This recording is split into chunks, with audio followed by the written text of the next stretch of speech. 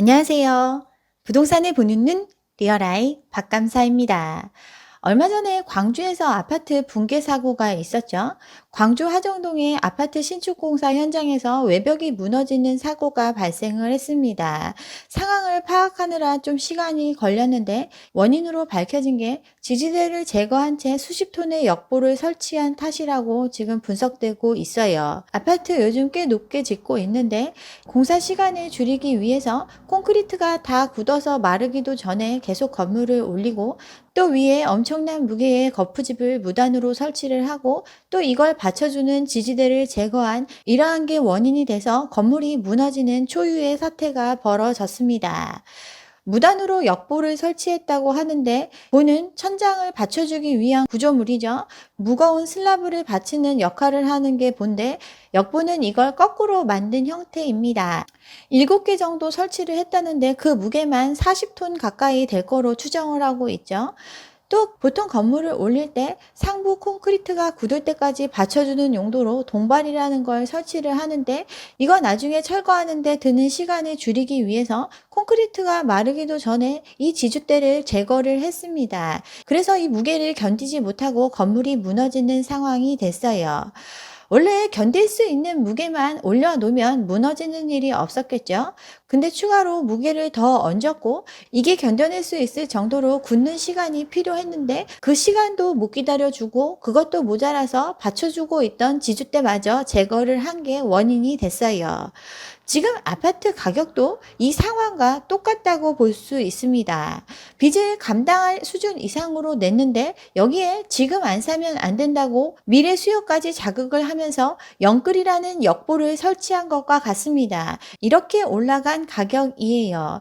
그렇게 올라간 가격을 받쳐줄 사람이 많지 않으니 거래는 줄어들 수밖에 없고 가격이 조정되는 과정을 거쳤어야 했는데 이걸 기다려주지 않았죠. 이 가격을 받쳐줄 정도로 소득이 쌓이고 경제가 성장하는 데는 시간이 필요한데 그런 시간이 생략된 채 더 오른다 하면서 가격을 올렸습니다. 거래는 더 따라주지 않고 그나마 거래가 이루어질 수 있게 해줬던 대출도 한계 상황에 닥쳐서 이제 지주대도 사라진 상황입니다. 지금 아파트 가격도 언제 붕괴돼도 이상하지 않은 상황에 처해 있어요. 제가 지난 영상을 통해서 거래가 많지 않은 상황에서 이상한 신고가를 통해서 가격을 띄우는 현상, 이런 거에 동요돼서는 안 된다. 이런 얘기를 굉장히 많이 다뤘었습니다. 이거 과거 영상에서 발췌한 자료인데 거래가 없는데 가격을 2배나 올릴 수 있는 시장이었어요. 4억대에 분양했던 아파트가 10억이라고 하면서 남양주 다산도 10억 시대를 열었다고 시세를 띄워왔습니다. 한두 건의 신고가로 가격을 2~3배 띄우는 과정이 있었고 내 집 마련은 필수라고 하면서 수많은 미래 수요가 영끌로 이 시장에 들어오게 해서 그렇게 유지된 가격이 이제 힘없이 떨어지고 있어요. 오늘이 가장 싸단 말만 믿고 뛰어든 영끌들 이제 가격의 꼭대기층에 갇혀있는 상황입니다. 가격을 견고하게 지탱해줄 수요가 없는 상황에서 높은 가격의 영끌들마저 다 들어오고 나니까 이제 가격은 힘없이 무너지고 있습니다. 영끌한 노도강부터 타격을 입고 있죠. 다주택자 안 판다 하지만 팔려고 기다리고 있어요. 대선이 지나고 나면 한시적으로 또 세금을 풀어줄 거라고 믿고 있기 때문에 매도 시기를 저울질하고 있지만 외곽부터 던지고 있죠. 이러니 노도강부터 흔들거리고 있습니다. 특히 영끌이 몰렸던 지역의 하락세가 두드러지고 있어요. 영끌한 집주인들은 속이 타들어가고 있죠. 지금 감당할 수 있는 최대치를 끌어낸 게 영끌인데 그렇게 감당할 수 있다고 믿었던 빚의 역습이 시작이 됐고 5억을 대출 받았는데 한 달에 300만 원씩 이자 내고 있는 이 생활을 하고 있습니다. 이자 부담도 큰데 가격은 눈에 보이게 떨어지고 있으니 속이 타들어갈 수밖에 없죠. 예전에 3~4억이면 살 수 있었던 집을 10억 주고 산 영끌들은 속이 타들어가지만 아직 시작에 불과합니다. 또 분양받으면 로또라고 그렇게들 펌프질을 해서 비싼 값에 분양을 해도 못 받아서 안달났었는데 이 돈도 마련하지 못하고 있어요. 10명 중 4명은 잔금 대출 못 받아서 입주를 못하고 있죠. 대출을 못 받아서 못 들어오고 있고 기존 주택을 팔아서 들어와야 되는데 팔리지가 않습니다. 전세 원하는 만큼 받을 수 있을 거라고 믿고 있었는데 세입자가 들어와 주질 않고 있어요. 돈 없이 분양받은 사람들 집도 안 팔리고 돈은 여전히 없습니다. 이러한 현실에 수많은 사람들이 처하게 됐어요. 아무리 생각해도 이런 상황이 불보듯 뻔했기 때문에 계속 얘기를 했었는데 많은 사람들이 그래도 오른다고 했죠. 근데 요즘 언론들 많이 태도를 바꿨습니다. 이제 하락에 대해서 이야기하고 침체가 장기화될 수 있다라는 걸 앞다투어 얘기하고 있습니다. 금리 인상이라는 회색 코뿔소가 나타났죠. 금리 인상 필연적인 결과라고 말씀을 드렸는데 이 가능성을 낮게 보고 입주 물량은 줄어드는데 풀린 돈이 많고 또 전세난이 심각하기 때문에 집값은 끊임없이 오를 거라고 전문가들은 펌프질을 했습니다. 근데 이제 와서 다 떨어질 거라고 이야기하고 있죠. 그렇게 돈 많은 사람 많고 집 사줄 사람 많다고 했지만 고가의 거래는 끊긴 지 오래고 중저가 시장의 영끌 수요가 끝나고 나니까 이제 더 이상 집을 사주는 사람이 없습니다. 사상 최저치를 기록을 했죠. 12월 거래량 1000건 남짓인데 리먼 쇼크로 가격이 급락했던 2008년보다 낮은 수준입니다. 또 집을 왜 사느냐라는 분위기가 팽배했던 2013년도의 거래량보다 적은 거래량을 보이고 있습니다. 사실 2019년 초반에도 이러한 현상이 있었어요. 미국이 금리 인상을 단행했고 미중 무역 전쟁이 심각해지면서 더 이상 거래가 안 되던 시점이 있었는데 계속 쏟아지는 분양 물량을 팔아먹기 위해서 그렇게 펌프질을 해대서 영끌 미래 수요가 마지막으로 들어오고 나서야 이제 정말 끝이 났습니다. 이걸 회복하기 힘들다는 걸 사람들은 알고 있기 때문에 이제 하락의 공포에 대해서 이야기해주고 있어요. 하우스푸어라는 말 이제 심심치 않게 보이고 있죠. 집값 침체기 지역에 따라 차이가 나지만 서울, 경기 같은 경우 과거 4, 5년간 지속이 됐습니다. 가격이 떨어지는 게 문제가 아니라 아예 거래 자체가 안 되는 게 침체기의 가장 큰 문제입니다. 강남권 같은 경우 반토막 가격에 나오는 급매물 정도만 거래될 정도로 아예 거래가 안 됐어요. 갖고 있던 돈을 다 집으로 바꾸고 그것도 모자라서 빚을 이미 진 사람들 이걸 정리하고 싶어도 정리할 수 있는 기회가 안 생기는 게 바로 하우스푸어의 공포입니다. 그때보다 훨씬 더 많은 빚을 냈고 그때보다 더 폭발적인 금리 인상이 예정되어 있는 상황입니다. 거래가 안 되면 물건값이 떨어지는 거 이거 경제의 기본이죠. 사주는 사람이 없으면 팔아야 되는 사람 입장에서는 가격을 낮추는 거 거래의 기본이라고 볼 수 있습니다. 음마 아파트 대표적인 강남의 재건축 아파트인데 부동산 시장에서 매우 상징적 의미를 갖습니다. 시차는 있지만 음마 아파트 가격이 오르면 다른 데도 가격이 오르고 음마 아파트 가격이 내리면 다른 데도 내리는 현상이 나타났습니다. 이 아파트 단지의 빅데이터를 분석한 기사 제가 여러 번 소개해서 알고 계실 건데 여기를 보면 집값이 떨어질 때 나타나는 패턴이 잘 나와 있습니다. 거래가 줄면 가격은 떨어지는 현상이 나타났습니다. 이 기사가 나온 게 작년 7월인데 그때부터 사라진 거래입니다. 지금껏 거래가 회복되지 않고 오히려 더 감소하고 있는 게 팩트예요. 1년 만에 거래가 90% 줄었다는 기사도 나왔죠. 1월 아파트 거래량 500건 좀 넘습니다. 2월 말까지 신고 기간을 고려해도 굉장히 낮은 숫자죠. 산다는 사람도 판다는 사람도 없는 시장입니다. 거래 절벽이 장기화되고 있고 이 얘기 시장에서 더 이상 사줄 수 있는 사람이 없음을 의미합니다. 경매시장 같은 경우는 이미 마이너스 20% 급락을 했죠. 감당할 수 없는 부채 때문에 이제 부채의 구조조정을 실시해야 되는 시기가 왔고 그래서 대출은 잠겼고 금리는 하루가 다르게 오르고 있어요.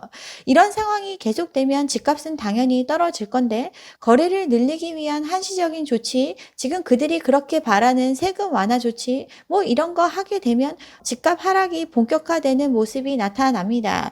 이러면 은행은 담보가치 대비해서 돈을 많이 빌려줬기 때문에 이걸 보존하기 위한 충당금 적립률이 높아지게 되는데 이미 금융당국도 이런 상황을 염두에 두고 있습니다. 아파트 가격, 내가 산 가격보다 떨어졌니 올랐니 언급되지 않는 지역 같은 경우는 여전히 내가 산 금액은 유지하고 있다고 믿고 싶을 겁니다. 눈에 보이지가 않고 당장 팔려고 하는 입장이 아니라면 체감되지도 않습니다. 집값 하락의 가장 큰 지표는 안 팔리는 게 바로 하락을 의미합니다. 최악의 거래량을 보이고 있는 지금의 현실, 그나마 거래될 수 있는 거, 시세보다 현저히 낮다고 해야 팔리고 있는 이 금액들을 보면 이미 하락은 시작이 됐습니다. 가장 황금성이 떨어지는 게 바로 부동산입니다. 워낙 고가의 재화이고 침체기에는 팔려고 해도 안 팔리기 때문에 그만큼 현금화가 어려운 자산이에요. 거래가 안 되면 가격이 떨어진다. 이 부정할 수 없는 팩트를 지금껏 부정해온 시장인데 이제 더 이상 손바닥으로 하늘을 가릴 수가 없습니다. 분양시장에서도 조짐이 나타나고 있죠. 마이너스 P가 등장을 했어요. 대구 등 지방 청약시장에서 이제 나타나고 있는데 대구 같은 경우 분양하는 물량 대부분이 미분양 상황이 됐습니다. 풍선 효과 운운하면서 비규제 지역은 여전히 핫하다고 했던 그런 지역들도 이제 청약에 사람들이 관심이 없어요. 분양 받으면 돈 벌 수 있다고 계약금만 마련해서 뛰어가서 물건 잡은 사람들, 중도금은 대출로 대충 넘어갔는데 치고 빠지려고 했는데 빠지지 못하고 있으니까 무피나 마이너스 P로 물건을 던지고 있습니다.